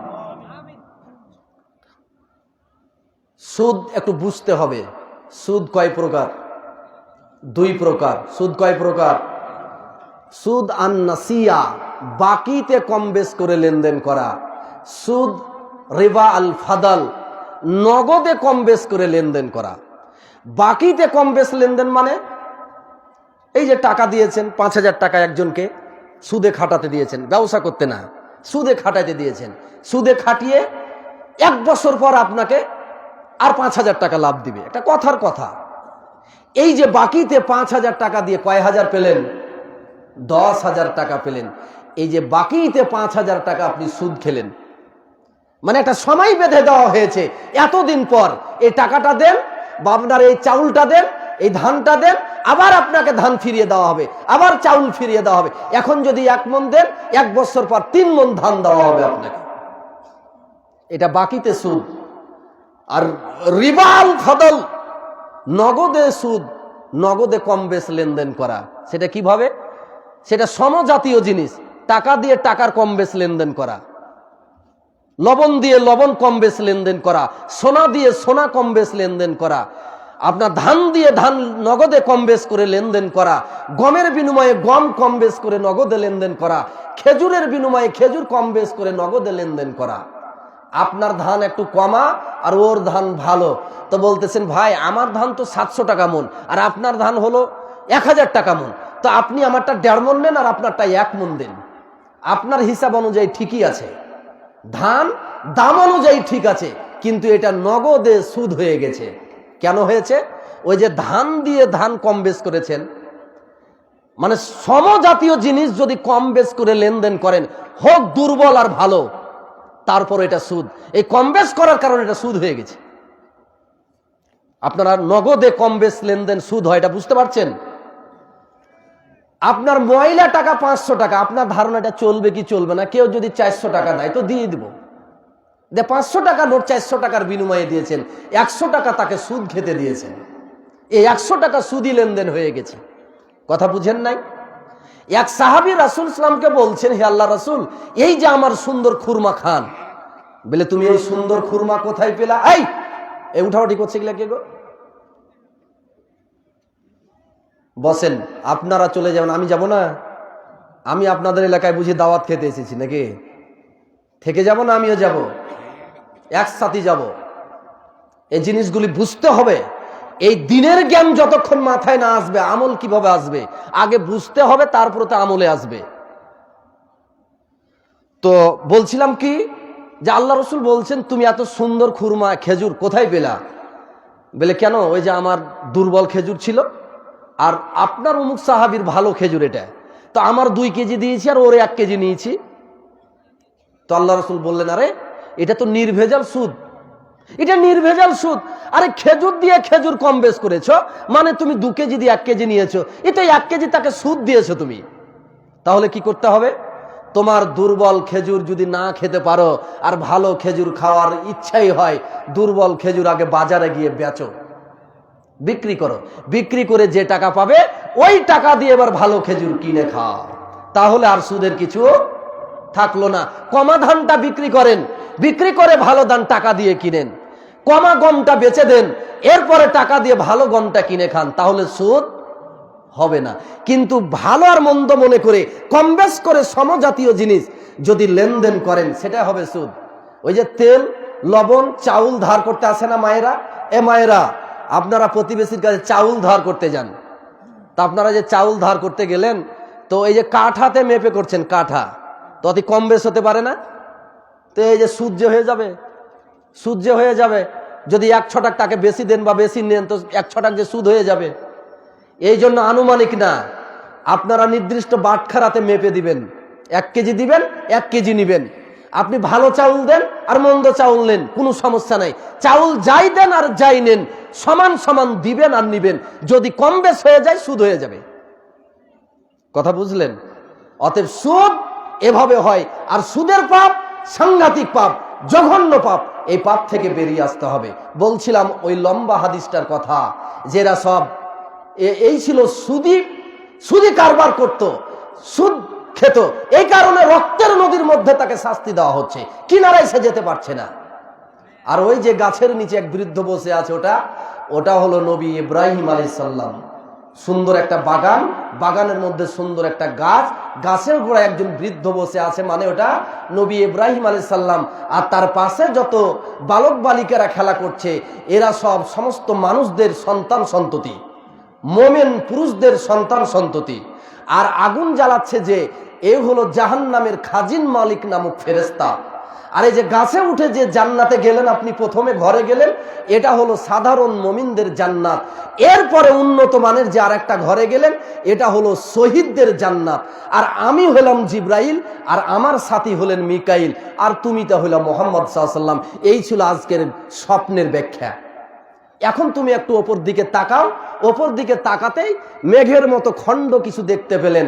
তো তিনি বললেন, ফেরেশতাদ্বয় বললেন, ওই জায়গায় হলো আপনার জায়গা, সেটাই আপনার জন্য নির্ধারণ করা হয়েছে, তো আমাকে ছেড়ে দেন, আমি চলে যাই আমার জায়গায়। বলে না, এখনো সময় আছে, সময় পূর্ণ হয়নি, সময় পূর্ণ হোক তখন আপনি যাবেন। যাক, বলতেছিলাম সুদের কথা, যে সুদ খেলে তার এই পাপ হবে। হাদিস থেকে বলতেছিলাম জিনা ব্যভিচারের কথা। জিনা ব্যভিচার যারা করে, অবৈধ সম্পর্ক যারা স্থাপন করে, এইভাবে গর্তের মধ্যে উলঙ্গ করে ফেলে দিয়ে দাউ দাউ করে আগুন জ্বলবে, সে আগুনের মাধ্যমে উলঙ্গ করে তাদেরকে শাস্তি দেওয়া হবে। কাজী সুদ থেকে বেঁচে থাকেন, জিনা ব্যভিচার থেকে বেঁচে থাকেন, ঘুষ থেকে বেঁচে থাকেন। খবরদার ঘুষ লেনদেন করবেন না, ঘুষ খাবেন না। এখন তো কোনো কাজই ঘুষ ছাড়া হয় না। শুনেন, ঘুষের আর একটা সংজ্ঞা বুঝাই আপনাদেরকে। আমরা অনেক জিনিস কিন্তু ঘুষ না, ঘুষ মনে করে বসে থাকি। ঘুষ হলো ওটাই যেটা কারো অধিকারকে নষ্ট করে আপনি হক আদায় করেছেন টাকা দিয়ে। আপনি ওইটার যোগ্য ছিলেন না, কিন্তু টাকা দিয়ে সেটা করে নিয়েছেন, তখন হবে ঘুষ। কিন্তু বিষয়টা যদি এমন হয় যে আপনি ওইটার যোগ্য, কিন্তু কর্তৃপক্ষ টাকা ছাড়া আপনাকে নিবে না, তখন আপনি টাকা দিতে বাধ্য আপনার হক আদায় করার জন্য, তখন আপনার জন্য এটা ঘুষ হবে না। কিন্তু যে নিয়েছে টাকাটা, সে আপনার উপর জুলুম করেছে, জুলুম করার কারণে তার পাপ হবে, আর আপনি মাজলুম হিসাবে আল্লাহর কাছে বিচার দায়ের করার সুযোগ পাবেন। কারণ আপনি তো যোগ্য। ধরেন পরীক্ষায় ফার্স্ট হয়েছেন, আপনাকে বলা হচ্ছে আপনাকে নিব, 10 লক্ষ টাকা লাগবে, যদি না দেন দ্বিতীয় ক্যান্ডিডেটকে দিয়ে দিব, তখন আপনার হক আদায়ের জন্য বাধ্য হয়ে দিলেন।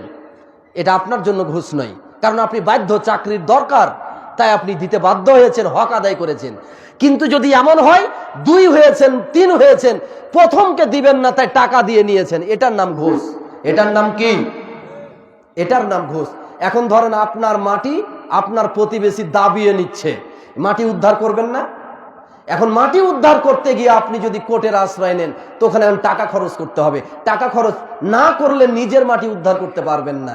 এই টাকা খরচ করার নাম ঘুষ দেওয়া না, এটা নিজের হক আদায় করার জন্য আমাকে অর্থ খরচ করতে হয়েছে, এটা তাদের স্বাভাবিকভাবে করে দেওয়ার দায়িত্ব ছিল, কিন্তু না করে দিয়ে আমার কাছে টাকা খেয়েছে, এই জন্য আমি মাজলুম, তারা হলো জালেম, তারা জুলুমের পাপ করে কিয়ামতের মাঠে উঠবে। তারা এটা ঘুষ খেয়েছে, না আমি ঘুষ দিইনি, আমি বাধ্য। তারপরে সরকারি চেয়ারে বসে সরকার একটা আমার জন্য বেতন নির্ধারণ করে দিয়েছে, এই বেতনের উপরন্ত আমি যে টাকাটা ইনকাম করব সেটাই ঘুষ। সরকার ধরেন আমার জন্য 50,000 টাকা একটা স্যালারি নির্ধারণ করেছে, এটাই আমার জন্য বেতন, এটাই জায়েজ।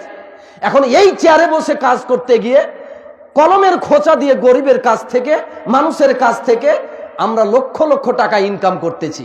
আপনি 10 টাকায় করেন আর লক্ষ টাকায় করেন, এই 50,000-এর ওপরে জয় টাকায় করেন, সেটাই কি? সেটাই ঘুষ। এক সাহাবী আল্লাহ রসুলকে এসে বলছেন, হে আল্লাহ রসুল সাল্লাম, এই যে এটা হলো আপনার সরকারি সম্পদের মাল আর এটা হলো আমার। বলে তোমার মানে? বলে মানুষ আমাকে মহব্বত করে এটা দিয়েছে। তা আল্লাহ রসুল তাকে জাকাত তুলতে পাঠিয়েছেন। তো আল্লাহ রসুল খুব রেগে ক্ষিপ্ত হয়ে গেলেন, চেহারা লাল করে দিলেন।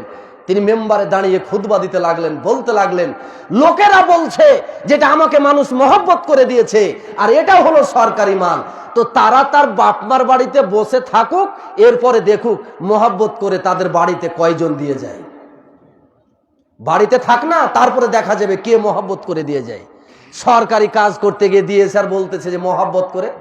সরকারি চেয়ারে বসে বলতেছেন যে 1 মণ ফজলি আম পাঠিয়ে দেন, 1 মণ ল্যাংড়া আম পাঠিয়ে দেন।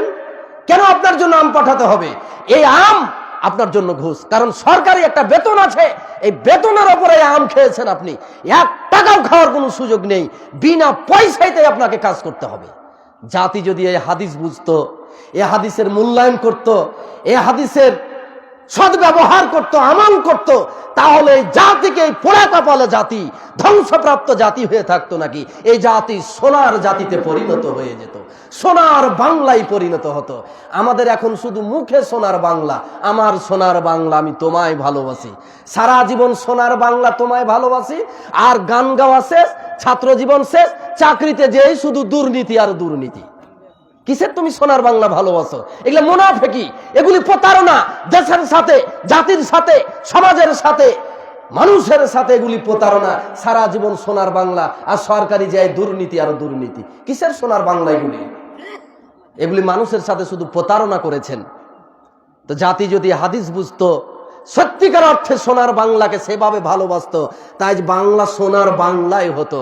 কিন্তু জাতি বড় আফসোস যে আমরা সে ধরনের লোক, সে ধরনের মানুষ তৈরি করতে পারেনি, নিজেও হতে পারেনি। আল্লাহ আমাদেরকে ক্ষমা করুন, আল্লাহুম্মা আমিন। জেনা ব্যভিচারের কথা বলতেছিলাম। এই জেনা ব্যভিচারের কতগুলো মাধ্যম আছে জানেন? জেনা ব্যভিচারের অনেক মাধ্যম। আমরা মনে করি যে নারী পুরুষ একবারে চূড়ান্ত সম্পর্কটাই শুধু জেনা, না, জেনা ব্যভিচারের অনেক স্তর আছে।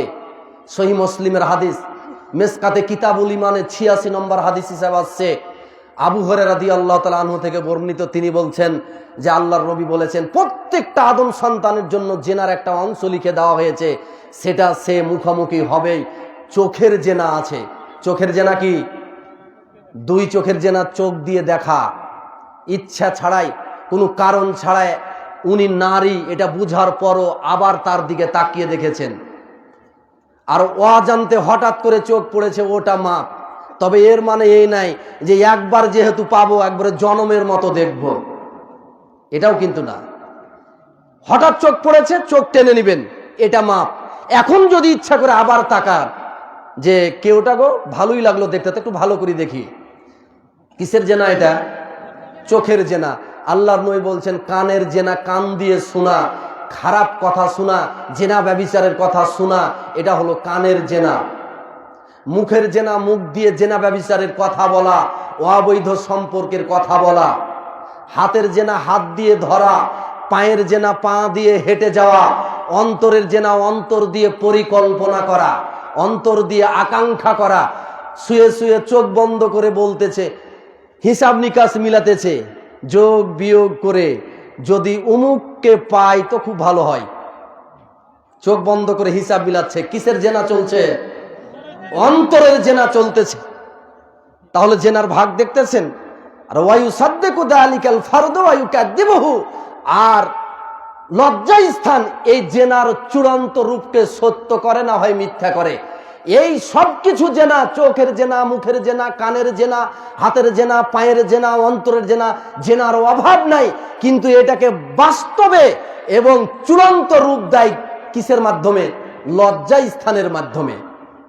হয় লজ্জা স্থান এটাকে সত্য করে দেয়, আর না হলে মিথ্যা করে দেয়। এটা হলো চূড়ান্ত জেনা।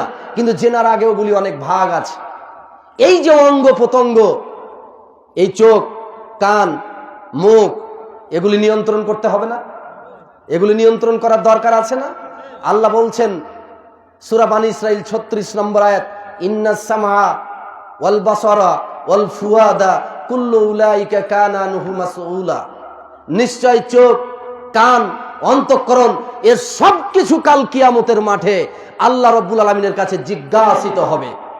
যেমন বাড়ির ট্যাক্স আদায় করে দিচ্ছেন, জমিনের খাজনা দিচ্ছেন, আল্লাহ আপনারে চোখ দিয়েছেন, কান দিয়েছেন, মুখ দিয়েছেন। এই মুখের খাজনা, কানের খাজনা, চোখের খাজনা আল্লাহ সব বুঝিয়ে নিবেন যে চোখ দিয়ে কি করেছো, কান দিয়ে কি শুনেছো, মুখ দিয়ে কি বলেছো, আর মুখে কি খেয়েছো, সব হিসাব বুঝিয়ে দাও। সব অঙ্গ প্রত্যঙ্গের হিসাব পাই টু পাই আল্লাহ বুঝিয়ে নিবেন। এমনকি ওয়াইয়ালামু খায়নাতাল আয়ুন ওয়ামা তুখফিস সুদূর, চোখের প্রতারণা, চোখ কি প্রতারণা করে দেখেছে এই প্রতারণা সম্পর্কে আল্লাহ জানেন। সেই প্রতারণাটারও হিসাব নেবেন। চশমা চোখে দিয়ে, চোখ টেরা করে, সানগ্লাস পরে, চশমা নামিয়ে এইভাবে ওপর দিয়ে কাকে দেখেছেন, কি দেখেছেন, কি ভেবেছেন, এর হিসাব আল্লাহ জানেন না? জানেন না? কাজে আপনার চোখের লুকোচুরি, চোখের ইশারা, চোখের টিপ্পনি, চোখ কি বলে, কোন দিকে ঘুরে, চোখের ভুরু কোন দিকে উঠে, এর সব কিছু আল্লাহর জানা আছে। এই চোখের ইশারারও, প্রত্যেকটা ইশারারও হিসাব আল্লাহ তাআলা দিবেন। সূরা আরাফ 179 নম্বর আয়াত আল্লাহ বলছেন, ওয়ালাকাদ দারা'না লি জাহান্নামা কাসীরাম মিনাল জিন্নি ওয়াল ইনস লাহুম কুলুবুল লা ইয়াফকাহুনা বিহা ওয়ালাহুম আয়ুনুল লা ইবসিরুনা বিহা ওয়ালাহুম আদানুল লা ইয়াসমাউনা বিহা উলাইকা কাল আনআম বাল হুম আদাল উলাইকা হুমুল গাফিলুন। অধিকাংশ জিন ইনসানকে আমি জাহান্নামে নিক্ষেপ করব। তার কারণ হলো তাদেরকে অন্তর দিয়েছিলাম, অন্তর দিয়ে ভাবেনি। চোখ দিয়েছিলাম, চোখ দিয়ে দেখেনি। কান দিয়েছিলাম, কান দিয়ে শুনেনি। শুনেনি মানে ভালো কিছু শুনেনি, দেখেনি মানে ভালো কিছু দেখেনি, ভাবেনি মানে ভালো কিছু ভাবেনি। মন্দটা ভেবেছে, মন্দটা দেখেছে, মন্দটা শুনেছে। অতএব উলাইকা কাল আনআম, এরা হলো গরু ছাগলের মতো, এরা হলো কুকুর শ্রীগালের মতো, এরা হলো চারপাইয়া প্রাণীর মতো। এমন কি আল্লাহ বলছেন যে বালহুম আদাল, ওই চতুষ্পদ প্রাণীর চেয়েও খারাপ। চতুষ্পদ প্রাণীও মালিকের খায় আর মালিকের কথা মতো চলে। মালিকের খায়, মালিকের মার ভাত খেয়ে, মালিকের বাড়ি পাহারা দেয়, মালিকের কথা শুনে এই চতুষ্পদ প্রাণীগুলি। কিন্তু এই মানুষগুলি এত খারাপ, আর এরা আল্লাহর দেওয়া রিজিক খায়, আল্লাহর দেওয়া শ্বাস প্রশ্বাস নেই, আল্লাহর দেওয়া চোখ ব্যবহার করে, অন্তর ব্যবহার করে, আল্লাহর দ্বারা দেহ ব্যবহার করে, রিজিক খায়। কিন্তু আল্লাহ রব্বুল আলামিনের শুকরিয়া আদায় করতে জানে না, এরা আল্লাহর কথা মানতে জানে না। অতএব এরা শুধু গরু ছাগল নয়, বরং গরু ছাগলের চেয়েও এরা নিকৃষ্ট। অতএব কান থাকতে যারা শুনেনি, চোখ থাকতে দেখেনি, অন্তর থাকতে ভাবেনি, এরা পশু প্রাণীর চেয়েও নিকৃষ্ট। বলেই এরা আল্লাহর দেওয়া কানের সদ্ব্যবহার করেনি, চোখের সদ্ব্যবহার করেনি, অন্তরের সদ্ব্যবহার করেনি। আল্লাহর নবী সাহাবীদেরকে বললেন, হে আমার সাহাবায়ে কেরাম, তোমরা কি জানো মানুষকে কোন জিনিস বেশি বেশি জাহান্নামে নিয়ে যায়? তোমরা কি জানো মানুষকে কোন জিনিস বেশি বেশি জাহান্নামে নিয়ে যায়? আল্লাহ রাসূল বললেন, আল আজওয়াফান আল ফাম ওয়াল ফার, দুইটি গর্ত, দুইটি গহ্বর মানুষকে বেশি বেশি জাহান্নামে নিয়ে যায়। একটি হলো মুখ, আরেকটি হলো লজ্জা স্থান। এই মুখের অপব্যবহার করার কারণে মানুষ বেশি বেশি জাহান্নামে যাবে।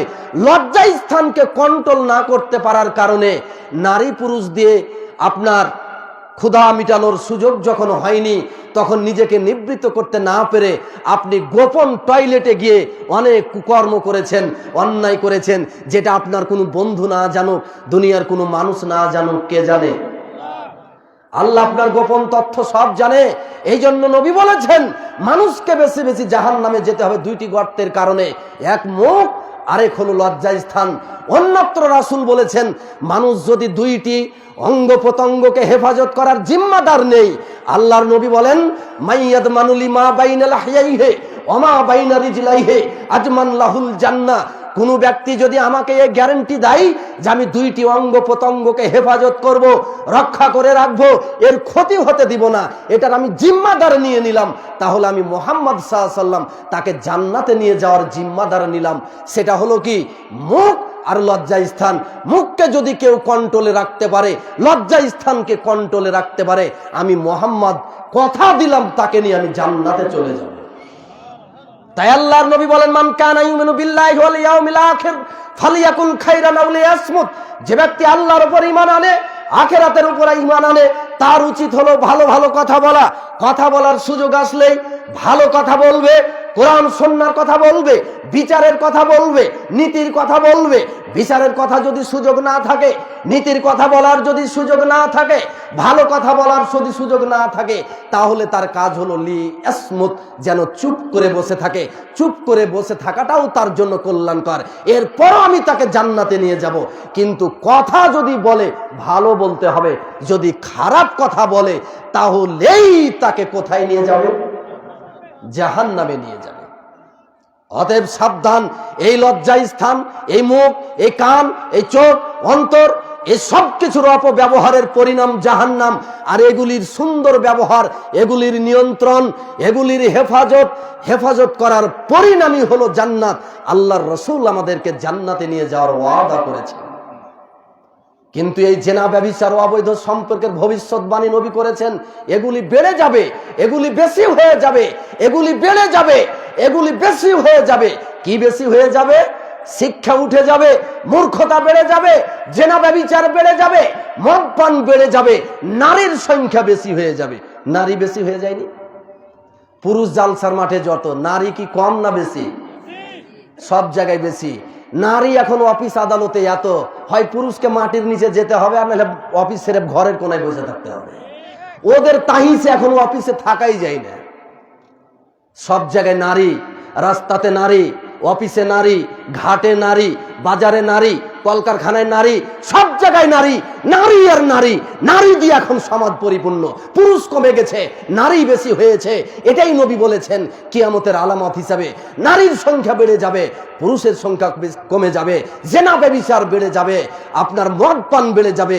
যেখান সেখানে মানুষ মদ্যপান করবে, মদ পান করে আমার ছেলে নষ্ট, আমার মেয়ে নষ্ট। আমার মেয়েটার বিয়ে দিলাম, মনে করলাম ছেলেটা খুব ভালো, 2 দিন পর দেখা গেল নেশার সাথে জড়িত। তার রক্ত গ্রহণ করা যায় না, রক্তে দূষিত জীবাণু পাওয়া গেছে। এইভাবে যুবক সমাজ এখন ধ্বংসের দ্বার প্রান্তে। এই মাদক দ্রব্যের মাধ্যম দিয়ে, এই জেনা ব্যভিচারের মাধ্যম দিয়ে এখন তরুণ প্রজন্ম ধ্বংসের দ্বার প্রান্তে। আল্লাহর বিশেষ দয়া, এদেশের মাটিতে অসংখ্য এক ঝাঁক আলেম রয়েছে যারা কোরআন সহিহ সুন্নাহর দাওয়াত বাংলাদেশের সর্বত্র আনাচে কানাচে পৌঁছে দেওয়া হচ্ছে। এই কারণে সমাজের মানুষ, বিশেষ করে যুব সমাজ যতটা নিয়ন্ত্রণে আছে।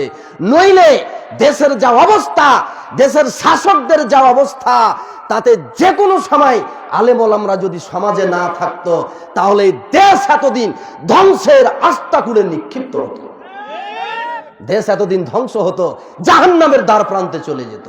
শুধু আছে কিছু ভালো মানুষ সমাজে থাকার কারণে। জেনা ব্যভিচারের ব্যাপারে আল্লাহ রাসূল খুব কড়া কড়া ভবিষ্যৎবাণী করেছেন। তিনি বলেছেন ইন্না আখাফু মা আখাফু আলাইকুমুজ জিনা, আমি তোমাদের ব্যাপারে সবচেয়ে বড় ভয় করছি জেনার ব্যাপারে, ওয়াসাহাতুল খাফিয়া, আর গোপন প্রবৃত্তির ব্যাপারে। গোপন প্রবৃত্তি, লুকিয়ে লুকিয়ে জেনা ব্যভিচার করবে, গোপনে গোপনে অন্যায় করবে, এরা এত করবে যে আমি মোহাম্মদ, আমার খুব বড় ভয় ভবিষ্যতে এরা ঈমান কিভাবে টিকাবে। জেনা আর গোপন প্রবৃত্তি এত বাড়বে, আমি ভয় করছি এরা আর ঈমানদার থাকবে না, সব কাফের হয়ে যাবে। তাই আল্লাহ রাসূল বলছেন এটা আমার বড় ভয়। গাধা যেমন গাধীর সাথে মিলে, ষাঁড় যেমন গাধা আপনার গাভীর সাথে মিলে, এদের যেমন হায়া নাই, লজ্জা নাই, শরম নাই, কুকুর যেমন কুকুরনির সাথে মিলিত হয়, এদের কোনো লজ্জা নেই, এদের কোনো শরম নেই। জেনা ব্যভিচার এত বেড়ে যাবে, অবৈধ সম্পর্ক এত বেড়ে যাবে, গরু ছাগলের মতো যেখান সেখানে এরা জেনা ব্যভিচার করবে। এরা মানুষ দেখে লজ্জা। আপনি বিশ্ববিদ্যালয়ে যান, কলেজগুলিতে যান, পার্কে যান, চিড়িয়াখানাগুলিতে যান, আপনার মতন 10টা হুজুর যদি লম্বা জুব্বা লম্বা টুপি মাথায় দিয়ে ঘুরেন, ওরা জেনা ব্যভিচার করতে আছে, একটুকাও লজ্জা করবে না। একজন পুরুষ ওই ছেলেটা তার মেয়েটার মাথার ওপর, পায়ের ওপর মাথা দিয়ে শুয়ে আছে, আপনার অন্যান্য অঙ্গ প্রত্যঙ্গের সাথে হাত লাগিয়ে শুয়ে গল্প করতেছে, কেউ বাধা দেওয়ার নাই। আপনার মতো 50টা হুজুর সেখানে গেলেও তাদের লজ্জা হবে না। আরে গরু ছাগলেরও যদি কিছু লজ্জা হয়, ওদের হবে না। জেনা ব্যভিচার এমন ভাবে সমাজে চলতেছে, এটাই নবী বলেছেন আমার বড় ভয়। গাধা যেমন গাধীর সাথে মিলে, ষাঁড় যেমন গাভীর সাথে মিলে, লজ্জা বুঝে না আমার উম্মতেরা খোলা মাঠে ভাবে জেনা করবে, এরা লজ্জা বুঝবে না, কেউ এদেরকে নিষেধ করবে না, সমাজটা আপনার গরু ছাগলের সমাজে পরিণত হবে। আল্লাহ আমাদেরকে রক্ষা করুন। এই জেনা ব্যভিচারের শাস্তির কথা প্রায় বলেই ফেলেছি, সংক্ষেপে আর একটু কথা বলে আলোচনা শেষ করে দিব। জেনা ব্যভিচার যদি বিবাহিত হয়, বললাম না যে তার বাঁচার সুযোগ নাই, পাথর দিয়ে তাকে হত্যা করতে হবে। বিয়ে করার পর যদি আবার জেনা করে, আর অবিবাহিত পুরুষ আর নারী যদি জেনা করে, তাহলে 100 লাঠি। কত লাঠি? লুকিয়ে লুকিয়ে না, মানুষের সামনে। লে ইয়াশহাদ আযাবাহুমা তায়ফাতুম মিনাল মুমিনিন, সূরা নূরের 2 নম্বর আয়াত। মুমিনদের একটা দল এখানে উপস্থিত থাকবে।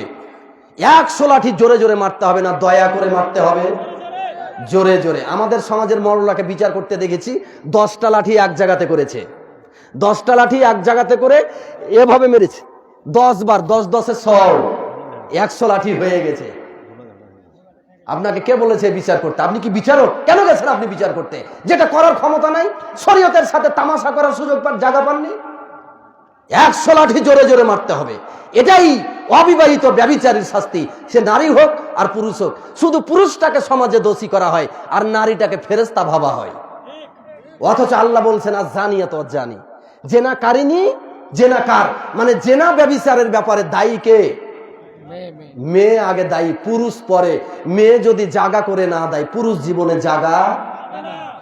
আচ্ছা, কোন নারী যদি বলে, চায়ের দোকানে যে বলে, এই শোনো গো, ওই যে ওখানে 10টা যুবক দাঁড়িয়ে আছে, দেখেন তো আমার কাছে অন্যায় কথা বলছে, চায়ে যদি 50টা মানুষ থাকে, 50টা মানুষই লাভ মেরে ওই 10 জনাকে ধরবে।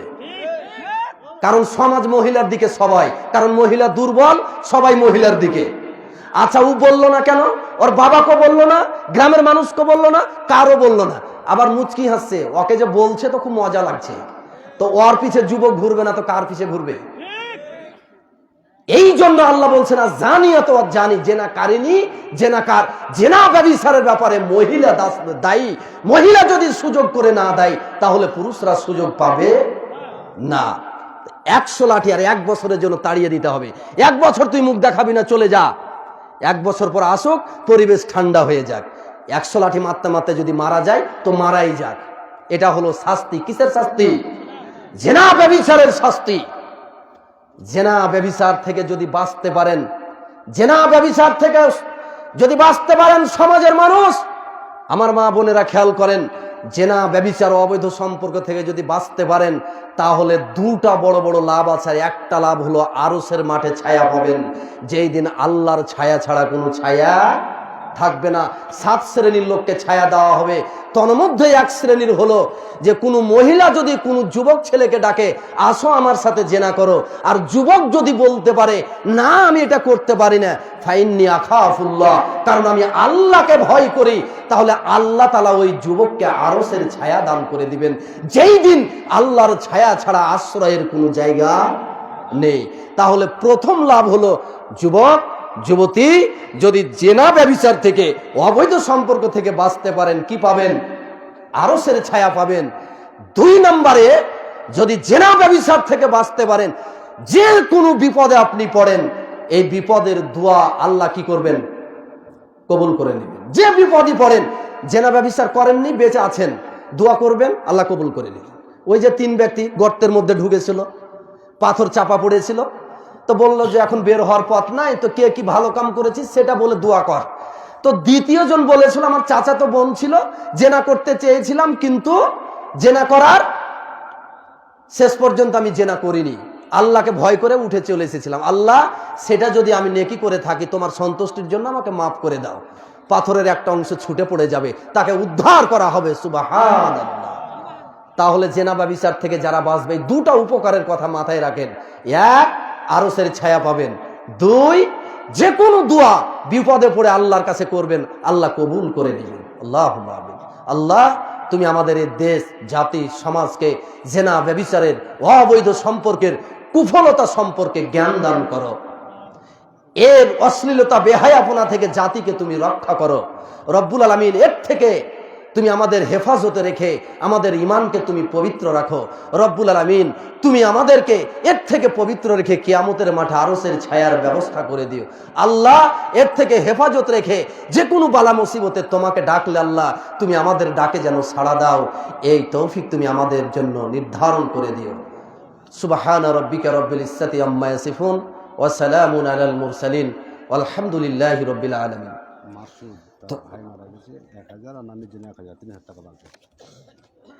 মাসুদ মাসিদুল মেম্বারের মৃত ভাই, ভাবির জন্য নগদ 1000 টাকা, আর মৃত ভাবি, আর বাকি 3000 টাকা দান, একটু দোয়া করবেন।